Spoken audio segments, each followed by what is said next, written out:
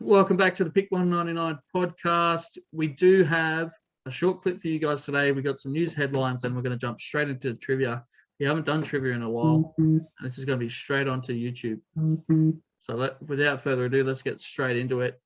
So last week, I think we forgot to mention in the news headlines that US Open had completed. We talked about our little mate Dylan Alcott, but so we had the singles finals being played just a couple of nights before we recorded last week. So congratulations to Daniil Medvedev, who got the win over Snakeo's best mate Novak Djokovic. Yep. Straight sets 6-4, 6-4, 6-4. Couldn't have happened to a nicer bloke. Oh, did you see Novak's meltdown? Yeah. The greatest thing I've ever seen on TV. Yeah. So he's just such a wank. Yeah. he's champion of the game, according to Novak. He's still one title off beating Nadal and Feds. Is that right? Yeah. It's ridiculous that he's that close. It's ridiculous he's that close. Yeah. But good on him. But you can be successful and be a dick at the same time. Yeah. Well, and there was also like a heap of what would be the word? A heap of outrages during the tournament too. Like we saw Stefanos Tsitsipas take extremely ill-timed toilet breaks, you could say, that turned out to be a great advantage to him. He took it, like beat Andy Murray when he was like 2 sets down or something. So yeah. But I did predict Medvedev to do well this year. It was just that finals experience against Novak that got him over the line, I think. So there's been a fair bit of talk as well about medical timeouts and stuff. Yeah. And taking players into the back and stuff, and so giving them time to speak, possibly to their coaches and stuff. And I think that's something that definitely needs to be addressed, because I think it definitely gives them a massive advantage over the other players. It's definitely going to be something that's talked about by the ATP over this next sort of few months, while we're pretty much at the end of the tennis season. So, see, I'd be happy for him to go one of two ways on it. You either can it all together, but if you can it all together, you're still going to have shit like this because it's still like it's not meant to happen anyway. Just give each person one time out a game, and I'm okay with letting their coach sit in the box, sit down there, and actually be coached. I know it's completely different, and it's what tennis isn't about. Like it's about individual performance. Yeah. But in all fairness, I love watching the Davis Cup, and you've got the team down there. Yeah, I do too. And they're cheering them on. So that's like an element of tennis that I really enjoy. So maybe there's something to it that we could just bring in a timeout, let the coaches sit there and actually coach them. What's the worst that can happen? The tennis quality goes up. Yeah, exactly. Like, I think the only thing, two ways to play it. So I think the only thing that people are worried about is that momentum swing that comes with that. But I mean, if you're a professional player, you should be able to not circumnavigate it, but you should be able to deal with it a bit better than most other players. So we look at sports all around the world, and the NRL has 1,000 rule changes a year. Cricket, it's completely different now than it was 20 years ago. Tennis still looks very, very similar. I don't think it would hurt it to shake it up a little bit. Yeah, that's fair. If we jump across to the women's singles, we had 18-year-old Raducanu from Great Britain becoming, I think, one of the youngest tennis players to ever win a Grand Slam. So well done to her. She had an absolutely cracking game against Fernandez of Canada. So he was one of the youngest finals in history. Hey, one of the youngest finals in history. They were both extremely young. So tremendous effort. And it's really good to see depth in. Yeah, no, I think Fernandez came into this tournament as pretty much a rookie as well. So great to see some great young women tennis talent coming through. And not just good young women tennis players, like the men, I think they were really seeing a changing of the guard in both the men's and the women's at the same time. Yeah, exactly. And it's good to see. Not very good. Let's jump across to the Rugby Championship, where we saw Australia getting a dominating win over South Africa. Early yellow card champion to too. Patrick Clerk for holding the ball. I think that just pretty much was the starting of a pretty good performance by the Aussies. I think we've really strengthened our scrum at the minute. I think Taniela Tupou, he is my absolute favourite player in the world at the minute. Him starting, I think he adds a lot, not only just to the flow of of attack, but to our scrum. Like him at loose head, I think he's outstanding. Fainga at hooker also, just the scrum looked good, and it'll need to be good against Argentina because they've probably got one of the best scrums in the world. But yeah, just Australia's ability. I think in the past we've always panicked and felt like we needed to overplay our hand. But South Africa, we talk about how poor Australian rugby's going and we get killed by the All Blacks every year. But South Africa are the world champions. We forget that. South Africa a few months ago played the British and Irish Lions, the best team in the world. And they were very, very, very successful. And Australia didn't allow them to play that game. They disrupted them at the breakdown. And they were also extremely disciplined. So massive effort from the Wallabies.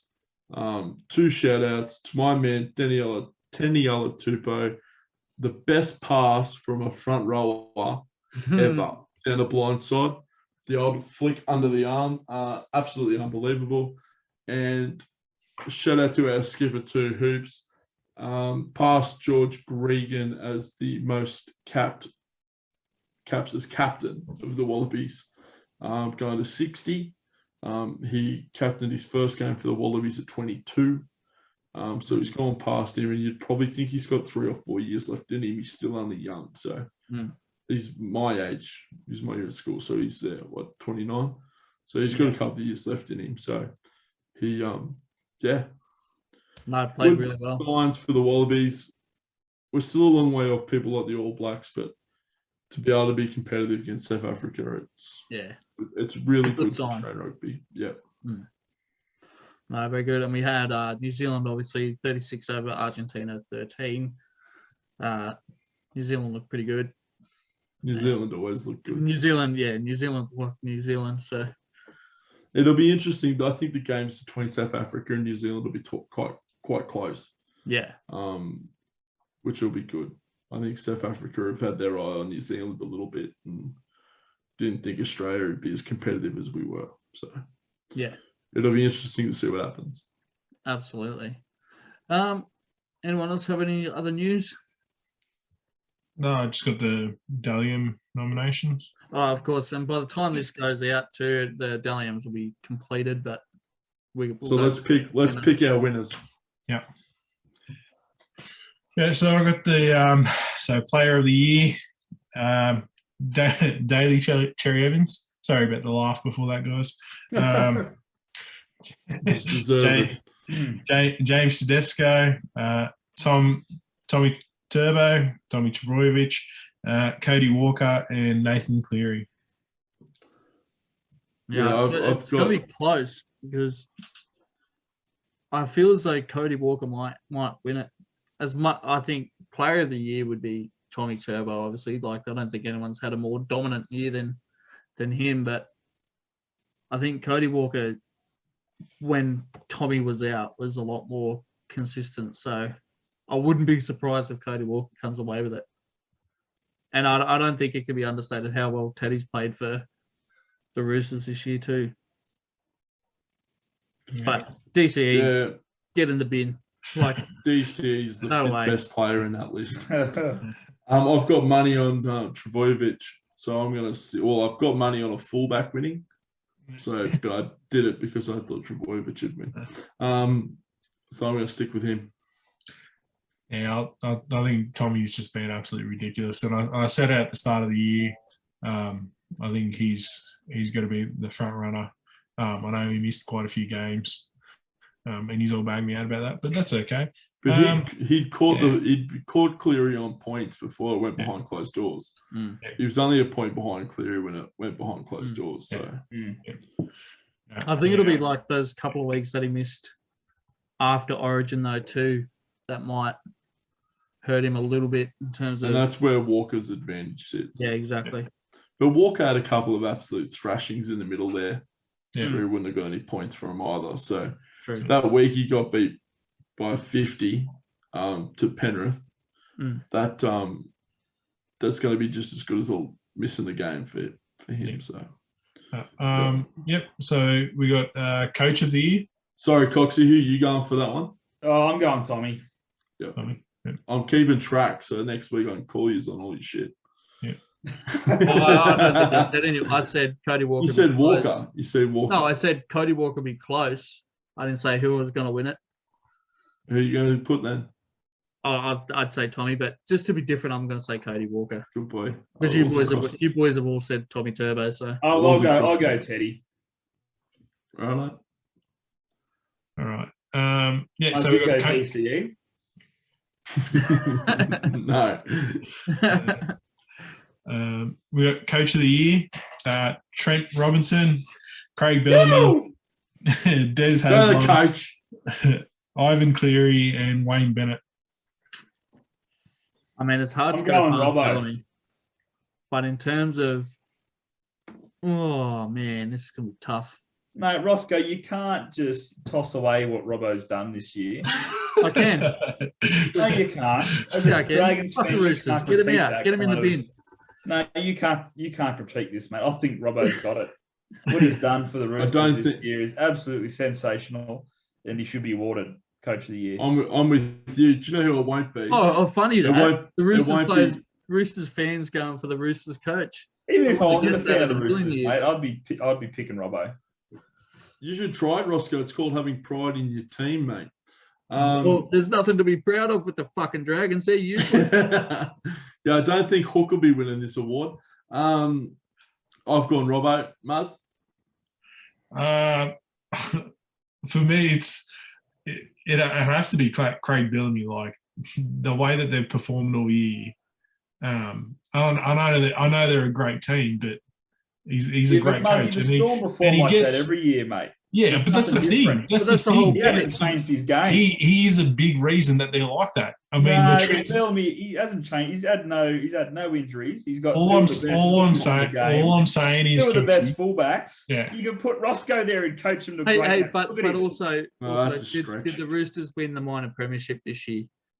Were they top of the table? Roscoe, are you considering all that we've been through this year, mate? I don't think you are. I am, but Mate, if it was just I all think- about winning the minor premiership, then it wouldn't be an award. They just give a trophy to the team that won the minor premiership for the coach. Yeah. well, they. Oh, It's not about- My it's not thing about is, that. I think Craig Bellamy's underappreciated with what he's done since Cameron Smith's gone, and since a lot of these core has moved out. They've stayed competitive every year and stayed in the top three nearly every year. And I think that gets understated a lot because everyone just assumes how good Melbourne is. The other thing you got to remember, I'm with you, Muzz. I think it's a two-horse race. My outsider is Desi Hasler. Yeah. You got to remember, 4 games into the season, that was Yeah. the worst start that any team's ever had. Yeah. And Well, there they was finished talks top of him 4. being And now, sacked. Yeah. If well, you remember, yeah. there was talks of him being sacked from the club. Those Yeah. talks They may have started even so been poor. on this podcast. Guilty. But yeah, you know what I mean? Like, as far as seasons coming back, you look at Bellamy and you look at Cleary, they had the same amount of wins this year. Yeah. You know what I mean? Like, yeah, it's a tough comp. And in all of that, we haven't mentioned Wayne Bennett. So I'm Robbo, Coxie's Robbo, Muzz is Bellamy, Roscoe, Bellamy. Hook, like that.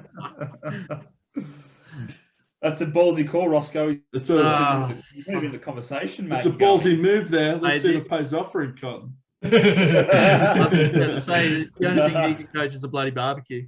Yeah. So, anyway. Please, he ain't getting invited to no barbecue. While we've got the results here, like for some of the other awards that have been awarded already, we've got Ruben Garrick, top point scorer. I mean, he had an insane year. Just those few big wins that Manly had just really projected him into that frame, and I don't think anyone was close to him. No, he was a long way clear of Reynolds in the end. Tommy Turbo getting Dally M award for try of the year. Which is bullshit. It should have gone to Ruben Garrick. Because Garrick ran 120 meters and he just passed the ball to Turbo when he was 30 centimeters out. And they put the ball. You know what it is, though? Ruben Garrick, he did all the legwork, but he didn't score the try, mate. And I know he is, but like he deserves the award. Let's be honest. Yeah. Xavier Coates for tackle of the year. I mean, that could be just about anyone, really. And Alex Johnson, of course, being top try scorer of the regular season too. He had a blinder of a year again. He wins that most years. Yeah. Johnson. Yeah. Always gets a bag full. That's it. Well, I think that just about wraps up the news aspect of this short episode. Yep. And what we're going to do now, we're going to jump into trivia. We haven't done this in a while, boys. And we haven't done it over Zoom. No. It's going to be interesting. Who's going to go first? I'll go first. Get one out of the way. All right, you got your Chrome browsers up, boys? Yep. Let's go. Oh, mate, I wouldn't dare. I'm not being accused of cheating. All right, so my question is, it's a soccer one. UEFA Champions League. Which club has been awarded the most red cards in Champions League history? Hey Siri. Did you say in Champions League history? In Champions League, yeah, in the UEFA Champions League history. So which club has been awarded the most red cards? Are we just saying our guesses? Yeah. Just say them. Yeah. I would say Real Madrid. I was going to say the exact same thing, Nuz. I would say Real Madrid. Sergio Ramos would have done that by himself, surely. And I'm thinking, and Pep would have put 50 on by himself. I was going to say United. Coxie's after pity. It is Juventus, boys. They have the most red cards. But Real Madrid are only 3 behind them. Yeah, so maybe if Pepe stayed a couple more years, they'd be. I was about to say if Ramos had to stay at another year, you would have been right. Yeah. Oh, I thought that was because I thought it was going to be Real Madrid too. Yeah. Like even like with Zinedine Zidane as well. Like he was there. Yeah. Few headbutts in the Champions League. That's just for World Cups, though, mate. Yeah, he saves them for World Cup. True. Yeah, reeled it in the Champions League. Rightio. Well, sticking to soccer, I might do mine next. Oh, I've got one too. Oh, for God. What are you doing to you, lads? Just sticking to the worst thing is, it's because we just did the EPL episode. That's why. Yeah. I can't prepare. I've got questions. I have 3 questions, 3 different sports, lads. I was gonna do it. We're not a soccer podcast. We're a sports podcast. I'm just sticking to the script of not letting Snako win trivia ever. So fuck. Should have done it. I was gonna do an NBA one too. Hey Siri, listen to Corey Ross. I'm learning how to choose the right audio apps. Well, that didn't work. Okay, well, hands up, ready. Before they were Manchester United, what were they what was their name before they were called Manchester United? This is a deep cut one. Is it Man City? No. Is it just Manchester? No.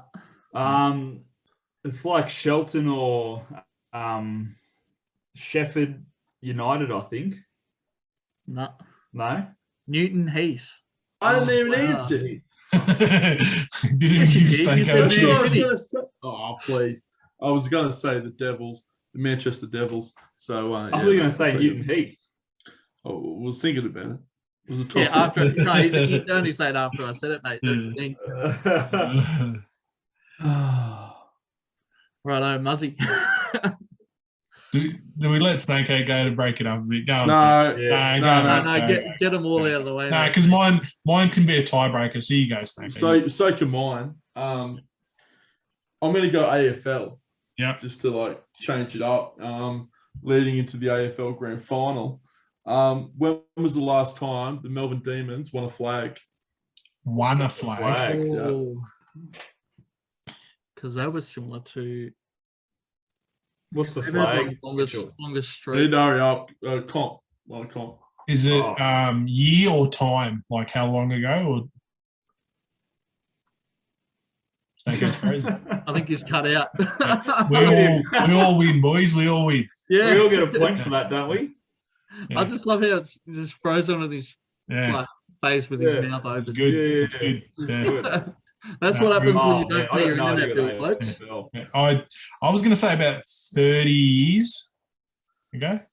I was about to say, I think it was closer to 40 or 50. I thought it was- Say 50. I thought it was 31. I did see a stat, but that stat might be old actually. Now that I Yeah. think about it. Yeah. There you go, 1964. Yeah, 50 Yeah. years. Hey, I got a point. I said 50. 60, Doesn't no, matter. that'd be 60 years ago. Nearly. Oh, Yeah. would it? Yeah. Yeah. Oh, quick maths. Right. Mine was actually for Snakeo because it's a Liverpool question. But anyway. Oh, yeah. So we talked about Mane in the EPL episode getting 100 goals for Liverpool. He's actually got more goals for Liverpool than 100 goals, but depending on what stats you look at, like some teams, they don't like to count preseason games, they don't like to count, et cetera, et cetera. Yeah. Within this stat, though, they were only including 2 competitions. All right. So they were including the Premier League and the FA Cup. And so the question is, how many goals did he get in the FA Cup? So is this from his whole time at Liverpool? Yeah. So based on his time in Liverpool, they said he got 100 goals for Liverpool, but they were only including the FA Cup and the Premier League. Right. Wow. How many goals did he get in the FA Cup? Yeah. Well, if they're only counting 2. So it's got to be under 100 because you got 100 goals. Yeah. So have a think about how many goals you reckon he scored in the Prem, and then how many goals he would have scored in the FA Cup. Well, I reckon he scored more in the Prem because they've got a bigger season. Then you get yeah. easier teams in the FA Cup. He'll play more games, but in the FA Cup you play easier teams most of the time. Yeah. I'm going to say... And he would have scored a few hat-tricks too. In the Prem? In FA Cup. FA Cup. Yeah. I know he's scored hat-trick. I'm going to say 46 in the FA Cup. 46? I was going to say 28. He's both way off. He scored 2 in the FA Cup. Oh, really? 2 goals. Wow. So he's 2 goals away from getting 100 goals in the Premier League for Liverpool. Yeah. Crazy. He's only scored twice. I couldn't believe it. He's only scored twice so he scored twice in the FA Cup and twice in the Super Cup final. So he's got the same amount of goals in the FA Cup that he does in one game in the Super Cup final when after they won the Champions League. That's crazy. It was a ridiculous stat, and that's why I just wanted to bring it up. And at the same time, he's got 19 goals in Champions League. Yeah. Or do you reckon it's because Liverpool may have been playing he wouldn't have played. Yeah. He wouldn't have been started. rested. Yeah, he would have been resting most of those games.